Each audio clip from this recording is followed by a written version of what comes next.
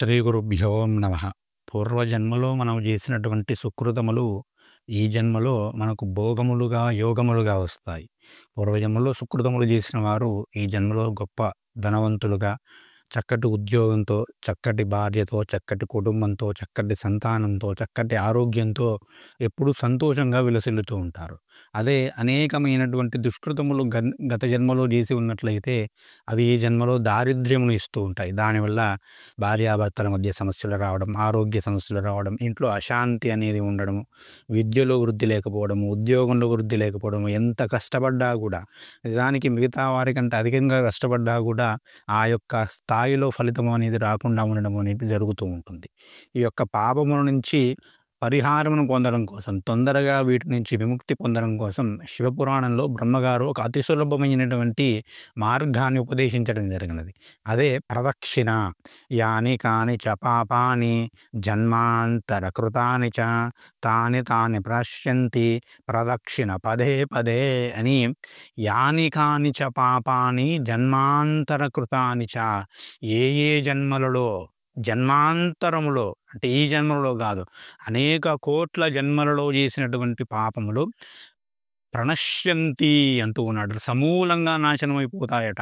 ఇప్పుడు ప్రదక్షిణ చేసినట్లయితే ఎలా మళ్ళీ మళ్ళీ తాని ప్రణశ్యంతి అంటూ ఉన్నాడు. మళ్ళీ ప్రదక్షిణ చేసినట్లయితే ఆ యొక్క పాపములన్నీ కూడా తొలగిపోతూ ఉంటాయి అని చెప్పినాడు. అందులో కూడా శివాలయానికి విశేషంగా ప్రదక్షిణ చేసినట్లయితే, అందులో కూడా ప్రదోష సమయంలో అంటే ఉదయం ప్రదోషము, సాయం ప్రదోషము, మధ్యాహ్న సంధ్య, ఈ 3 సమయాలలో ప్రదక్షిణ చేసినట్లయితే విశేషమైన ఫలితం అంటున్నాడు. అంటే ఉదయం 6 నుంచి 6:50 రమారమిగా, సాయంత్రం 6 నుంచి 6:50 సమయంలో, మధ్యాహ్నం 12 నుంచి 1 ఈ సమయంలో యథాశక్తిగా 3 కానీ, 5 కానీ, 11 కానీ, 27 కానీ, 108 కానీ, ఎన్నైతే అన్ని మీ శక్తి కొలది ప్రదక్షిణను భక్తితో, శ్రద్ధతో చేసినట్లయితే అవి కాపాడి తీరుతాయి. జన్మలలో చేసినటువంటి పాపములను తీసివేస్తాయని చెబుతూ ఉన్నాడు.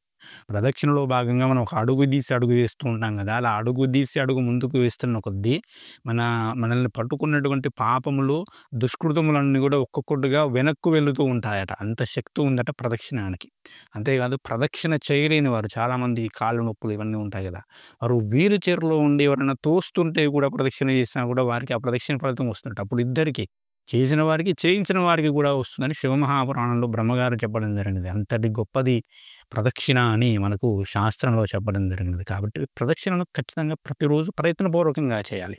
కానీ భక్తి శ్రద్ధలతో చేయాలి. ఏదో చేస్తున్నాం అనకుండా పరిగెత్తుకుంటూ కాకుండా చాలా శ్రద్ధగా, భక్తితో, నమ్మకంతో, నోటితో ఆ యొక్క నామాన్ని, శివనామాన్ని స్మరిస్తూ, ఎందుకంటే శివాలయంలో చేసేటువంటి ప్రదక్షిణ మరింత ఉత్తమం కాబట్టి శివనామాన్ని స్మరిస్తూ ఆ యొక్క పరమేశ్వరుని ధ్యానిస్తూ ఆ ప్రదక్షిణ చేయాలి అని ఆ యొక్క బ్రహ్మగారు చెప్పడం జరిగినది. ఆ ప్రదక్షిణ కూడా సామాన్య ప్రదక్షిణ, చండీ ప్రదక్షిణ కాదు. చండీ ప్రదక్షిణ చేస్తే మరింత విశేషము, కానీ దాన్ని ఎప్పుడూ చేయవలసినటువంటి అవసరం లేదు. సామాన్య ప్రదక్షిణ ధ్వజస్తంభం నుంచి మొదలుపెట్టి మళ్ళీ ధ్వజస్తంభం వరకు గుడి చుట్టూ కూడా తిరిగిరా వచ్చేటువంటి సాధారణ ప్రదక్షిణని ఇక్కడ మనం చెప్పుకుంటూ ఉన్నాం. చండీ ప్రదక్షిణ అనేది విశేషమైనటువంటి సమయాల్లో విశేషమైనటువంటి వ్యక్తులు చేయాలని మనకు బ్రహ్మగారు ఆ యొక్క శివపురాణంలో విశేషంగా చెప్పడం జరిగింది. దాని గురించి మరొక వీడియోలో చెబుతాను. అనేది సాధారణమైనటువంటి ప్రదక్షిణ గురించి చెబుతున్నాను కాబట్టి అందరూ కూడా, అందుకే ఒక 41 రోజుల పాటు తీవ్రమైన సమస్యల్లో ఉన్నవారు ఒక 41 రోజుల పాటు విడవకుండా ఉదయం పూట, సాయంత్రం పూట చక్కగా స్నానం వేసి శివనామాన్ని స్మరిస్తూ ఒక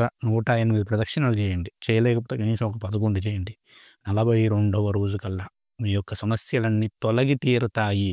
ఇది ఎంతో మంది అనుభవపూర్వకంగా చేసి ఫలితం పొందినటువంటి అద్భుతమైనటువంటి పరిహారం కాబట్టి చక్కగా అందరూ కూడా ఆ ఫలితాన్ని పొందండి, శివానుగ్రహాన్ని పొందండి. అంటే విష్ణాలయంలో చేయకూడదు అని అనుకోకండి, విష్ణాలయంలో కూడా చేయాలి. విష్ణాలయంలో చేసినా కూడా, ఎక్కడ చేసినా కూడా ఇదే ఫలితం వస్తుంది. ఈ విధంగా అందరూ కూడా ప్రదక్షిణ ఆచరించండి.